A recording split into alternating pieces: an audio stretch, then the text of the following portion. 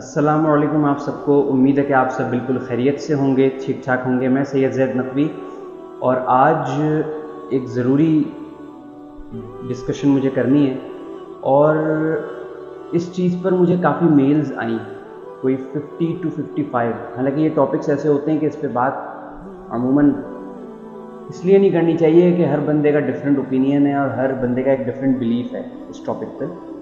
لیکن جب 50 to 55 meals مجھے آئیں میرے موبائل پہ, تو پھر میں نے اگنور کیا چیزیں, کیونکہ ٹاپک ایسا ہے. لیکن اس کے بعد جب ابھی پچھلے 2 سے 3 ہفتوں میں 35+ میلز آ گئیں, تو پھر میں نے کہا کہ چلیں کر لیتے ہیں بات. تو اگر کسی کی دل آزاری ہو تو معذرت. ٹاپک پہ میں آتا ہوں ذرا, ٹاپک کیا ہے. لیکن اس سے پہلے میں تھوڑا سا مجھے, کیونکہ اچھا یہ نا ایک بندے نے مجھ سے کویشچن کیا تھا, میری یونیورسٹی کے اندر. تو میں نے اس بات کا جواب تو نہیں دیا. جب اس نے 3-4 بار میرا اس پہ پوائنٹ آف ویو پوچھا, تو پھر میں نے جواب دیا. اب وہ جواب کیا تھا, وہ سوال کیا تھا اور جواب کیا تھا, وہ میں بتا دیتا ہوں. اس کو میں نے جو جواب دیا وہ ایز اٹ از میں اس ویڈیو میں بتاؤں گا, ٹھیک ہے نا, تاکہ جنہوں نے مجھے میلز کر کے پوچھا ہے ان کی بھی ایک جھجک دور ہو جائے نا. سوال یہ تھا, چلیں میں پہلے اس کو وہ حدیث بیان کر دیتا ہوں.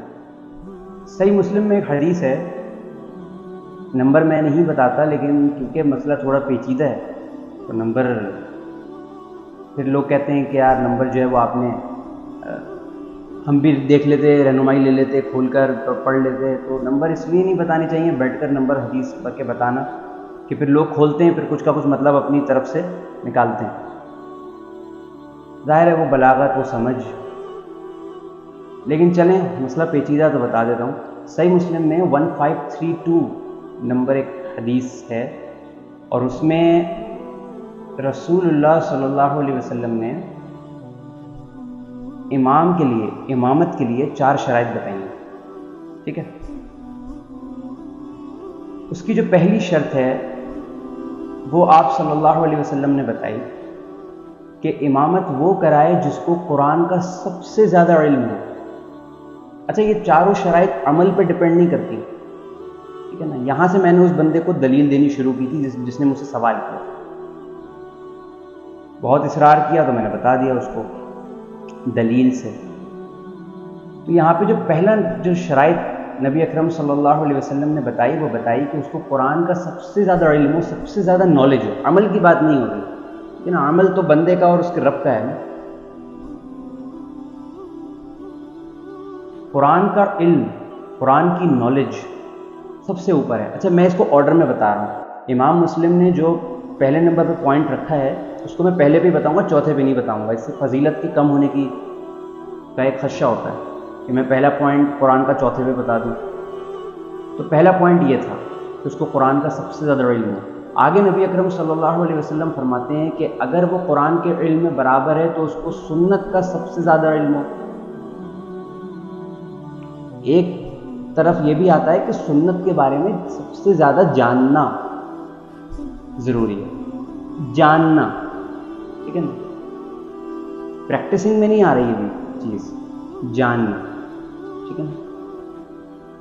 تیسرا نقطہ کہ اگر وہ ان 2 شرائط پہ عمل کرتا ہے, تو تیسری ہے کہ وہ ہجرت میں اس نے پہل کی ہو. اب آج کل تو ظاہر سی بات ہے ہجرت تھوڑی سی ایک جہاد اور ہجرت تو بیک ہو گئی ہے. اور چوتھا یہ تھا کہ وہ سبقت لے جانے والوں میں سے ہو, ٹھیک ہے نا. والسابقون السابقون, ٹھیک ہے نا, وہ سبقت لے جانے والوں میں سے ہو, پہل کرنے والوں میں سے ہو, جیسا کہ اللہ نے سورہ واقعہ میں فرمایا اولئک المقربون, ٹھیک ہے نا. تو اب کیونکہ آج کل کے دور میں انسان, بیٹا کسی کا پیدا ہوا, ٹھیک ہے نا, مسلمان گھرانے میں پیدا ہوا, یہ اللہ کا بہت بڑا احسان ہے کہ اس نے اس امت صلی اللہ علیہ وسلم میں پیدا کیا. ہمیں وہ ہارڈ شپس, وہ پریشانیاں نہیں جھیلنی پڑی جو صحابہ اکرام نے جھیلی. اذان دے دی کان میں تو ہم داخل ہو گئے اسلام میں. وہ اس میں پہل تو اس کے لیے ہے نا, سبقت تو اس کے لیے ہے اسلام میں کہ جو ایمان نہ لایا ہو. تو یہ جو آخر کی 2 شرائط ہیں نا, یہ تو ویسے ہی تھوڑی سی آج کل کے زمانے میں تھوڑی سی کونے پہ ہو گئی ہیں. شروع کی جو 2 مین ہیں وہ ڈیپینڈ کرتی ہیں. اب جب میں نے اس کو دلیلیں بتائی نا شرائط, اس بندے نے مجھ سے سوال کیا کہنے لگا یار اب میں مدعے پہ آتا ہوں. اس نے کہا یار ایسا قرآن کی فکر نہیں کر رہا ہوں کہ قرآن کا علم کتنا ضروری ہے, قرآن جیسے بھی پڑھے انسان کوئی ٹینشن نہیں. اس نے مجھ سے سوال کیا یار داڑھی تو سنت ہے, تو اس کے بغیر تو وہ تو پھر ہو نہیں سکتی, نماز تو امامت تو کرا نہیں سکتا. میں نے کہا داڑھی سنت نہیں, فرض ہے, سنت موقدہ ہے, واجب ہے. وہ گھبرا گیا کیونکہ وہ مجھ سے یہ آنسر ایکسپیکٹ نہیں کر رہا تھا. کہہ رہا ہے کیا مطلب؟ میں نے کہا وہ سمجھا میں طنز میں کہہ رہا ہوں. میں نے کہا بھائی فرض ہے, واجب ہے, سنت موقدہ ہے. کہنے لگا تو پھر کیسے ہوگی؟ میں نے کہا سنت کے بارے میں جاننے کا حکم ہے, عمل پہ تو بات ہی نہیں ہو رہی. کیا ایک دوسرے پر کفر کے فتوے لگا دینا ممبروں سے بیٹھ کر, ایک عالم دین کو گالی دے دینا, ایک عالم دین پہ کفر کے فتوے لگا دینا کہ وہ ایک دوسرے پہ فتویٰ, یہ نبی کی سنت ہے؟ کیا جھوٹی حدیث ممبر سے بیان کرنا نبی کی سنت ہے؟ ایک چھوٹا سا واقعہ میں نے اپنے کانوں سے سنا. امام مسجد وہ ممبر پہ بیٹھ کے اس نے 3 گالیاں منہ سے نکالی. 3 سنت ہے, نماز پڑھائی اس نے, تو عمل پہ بات نہیں کریں. عمل پہ بات ہوگی تو پھر تو بے نقاب ہونے شروع ہو جائیں گے لوگ. رسول اللہ صلی اللہ علیہ وسلم کہتے ہیں, اور پہلے تو قرآن کے علم کی بات کریں نا, قرآن صحیح تلفظ سے پڑھنا آتا ہے, پہلے تو اس پہ بات کریں. پہلی شرط تو یہ ہے, سنت تو دوسرے پہ رکھی ہے امام مسلم نے. ایک واقعہ ہے صحیح بخاری میں 4302. عمر بن سلامہ رضی اللہ تعالیٰ عنہ فرماتے ہیں کہ جب مکہ فتح ہو گیا, اسی صحابی رسول ہیں, یہ فرماتے ہیں جب مکہ فتح ہو گیا تو میرے والد نے بھی اسلام قبول کیا اور تیزی سے لوگ اسلام کی طرف آنے لگے فتح مکہ کے بعد. میں چھوٹا کر کے بتاتا ہوں جلدی سے. تو کہنے لگے میرے والد نے بھی اسلام قبول کیا. جب میرے والد مدینہ سے باہر رہتے تھے شاید وہ غالباً, تو ان کی قوم کے پاس جب وہ آئے, ان کے والد عمر بن سلامہ کے, تو وہ کہتے ہیں میرے والد آئے قوم کے پاس اپنی, اور کہنے لگے کہ میں مدینہ میں ایک نبی سے مل کر آ رہا ہوں جو انتہائی سچا نبی ہے صلی اللہ علیہ وسلم, اور اس نبی نے مجھے کہا ہے کہ تم اب اسلام میں داخل ہو گئے ہو تو تم جو ہے وہ نماز کو نماز فنا وقت میں اس طرح پڑھو. یہ نبی صلی اللہ علیہ وسلم نے ان کو سکھایا, کیونکہ وہ نئے نئے اسلام میں آئے تھے تو ان کو طریقہ بتایا فتح مکہ کے بعد. تو انہوں نے آ کے اپنی قوم میں یہ بات بتائی. عمر بن سلامہ رضی اللہ تعالیٰ عنہ کے والد نے. تو آگے عمر بن سلامہ کے والد کہتے ہیں کہ مجھ سے اس نبی نے یہ بھی کہا کہ اور جب نماز کا وقت آ جائے تم میں سے ایک اقامت دے, یعنی اذان دے, اور ایک امامت کرائے. آگے نبی صلی اللہ علیہ وسلم کہتے ہیں امامت وہ کرائے جس کو قرآن سب سے زیادہ یاد ہو. عمل کی بات کی نہیں, بات کس کا ہمیں نہیں معلوم نا کس امام کا کتنا عمل ہے قرآن کا, تو عمل تو چھوڑ دیں نا. کیوں کسی عالم کی کو ڈیگریڈ کیا جائے کہ عمل, یہ کوئی موضوع چیز نہیں ہے, امت میں اختلاف پیدا کرنے والی چیز ہے. اس کا مطلب ہے لوگ تو نماز پڑھنے ہی نہ آئیں, سب اپنے گھر میں امامت کریں. چیز یہ ہے کہ عمل کی بات نہیں کی انہوں نے. آگے عمر بن سلامہ کہتے ہیں کہ جب ہماری قوم نے جب میرے والد کی یہ بات سن کے امام ڈھونڈنا شروع کیا, کہنے لگے میری عمر تھی 6 سال 7 سال.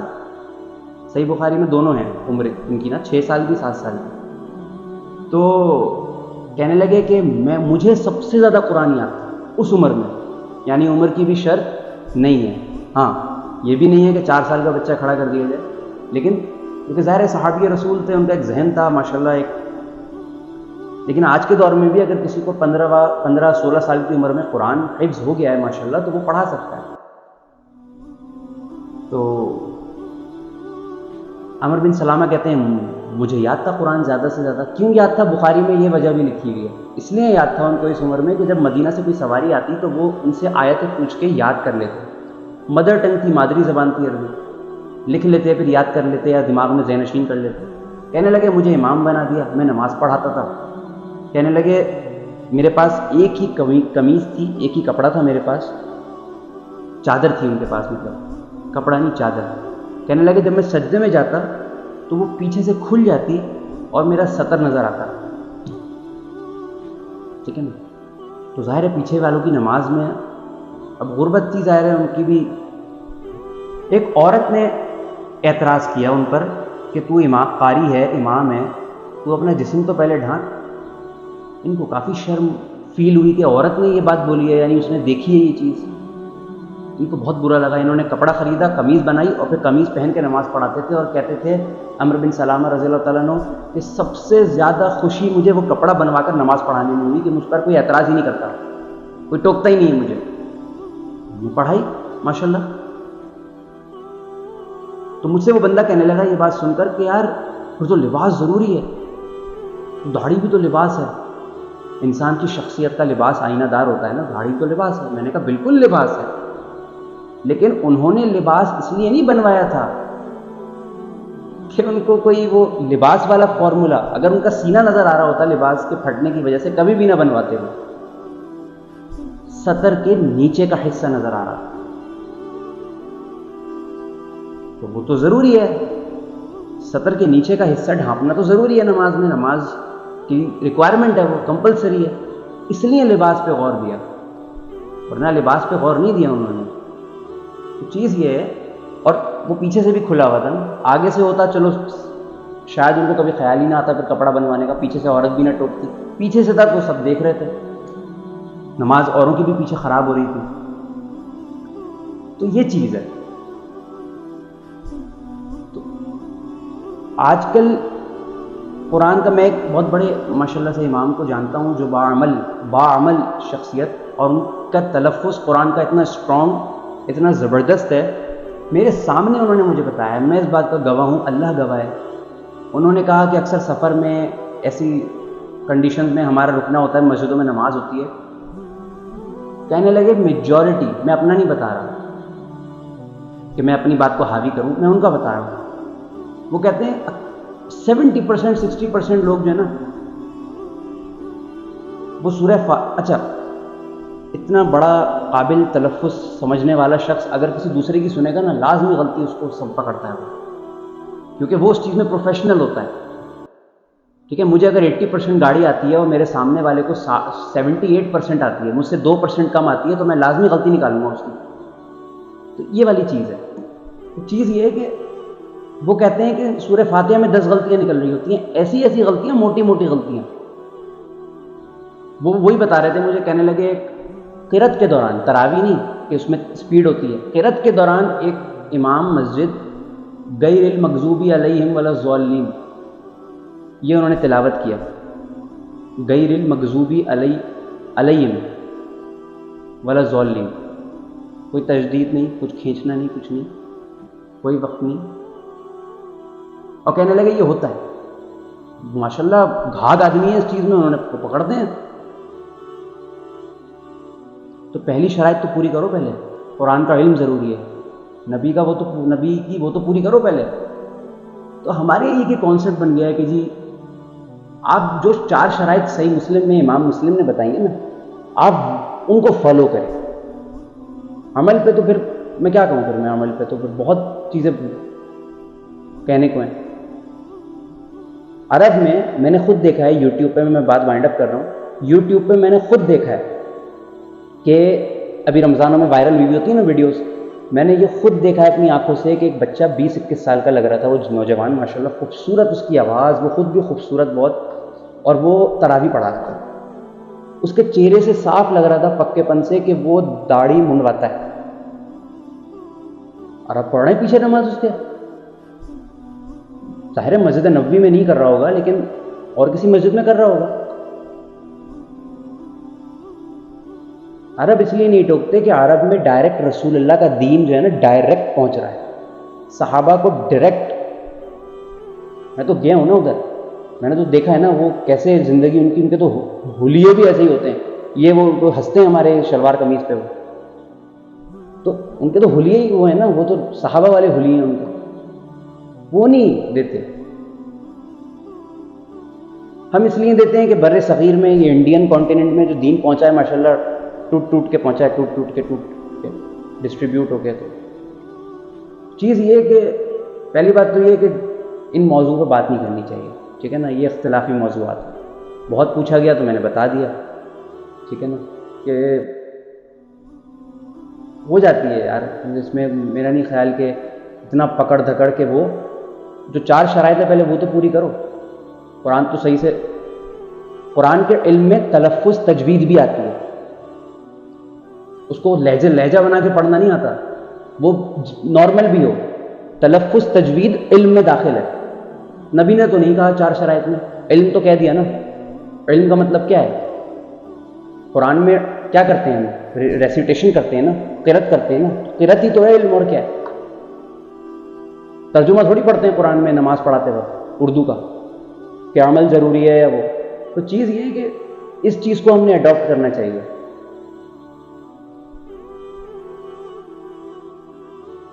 ابن قدامہ رحمۃ اللہ علیہ کہتے ہیں کہ اگر نماز کے احکام کوئی جانتا ہے نا، اور برابر میں وہ شخص ہے جو پوری دنیا کا علم جانتا ہے، ماشاءاللہ اس کو اللہ نے سب علم عطا کیے ہیں آسمانوں کے زمین کے، لیکن وہ نماز کے احکام اس طرح نہیں جانتا. برابر والا جانتا ہے، اور برابر والا جو نماز کے احکام جانتا ہے وہ اس کے علاوہ کچھ بھی نہیں جانتا. تو نماز کے احکام جو جانتا ہے نا وہ مقدم ہے امامت کرنے کے لیے. بیچ میں وضو ٹوٹ جائے امام کا تو کیا کرنا ہے؟ اب وہ جس کو احکام ہی نہیں پتہ صحیح سے، وہ تو جاری کرے گا نماز اپنی، پڑھاتا رہے گا وہ. تو چیز یہ ہے کہ جو شرائط نبی اکرم صلی اللہ علیہ وسلم نے بتائیں، صحیح مسلم میں مینشنڈ ہیں، صحیح بخاری میں مینشنڈ ہیں، ان کو فالو کیا جائے. ٹھیک ہے نا؟ یہ کہنا کہ ہو سکتا ہے کہ جس بندے کی داڑھی نہیں ہے، ٹھیک ہے، اس کو اللہ نے اگر اس توفیق دی ہے نماز کی کہ جی وہ اعلانیہ ایک وہ ہے، ایک اعلانیہ ایک گناہ ہے، بالکل ہے اعلانیہ گناہ، لیکن وہ دل میں کیسے سمجھتا ہے اس کو؟ ہو سکتا ہے داڑھی رکھنے والوں کی تعظیم میں کھڑا ہو جاتا ہو، خود بھی دعا کرتا ہو تنہائی میں کہ مجھے اللہ تعالیٰ یہ نعمت عطا کرے. تو ہم نہیں بات کر سکتے اس چیز پہ نا.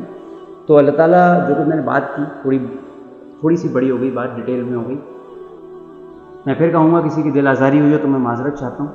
بہت فورس کیا گیا تھا اس ٹاپک پہ مجھے بات کرنے کے لیے، تو میں نے بات کی، اور وہی پھر میں نے دلائل سے بات کی، کوئی میں نے آؤٹ آف دا کانٹیکسٹ بات نہیں کی.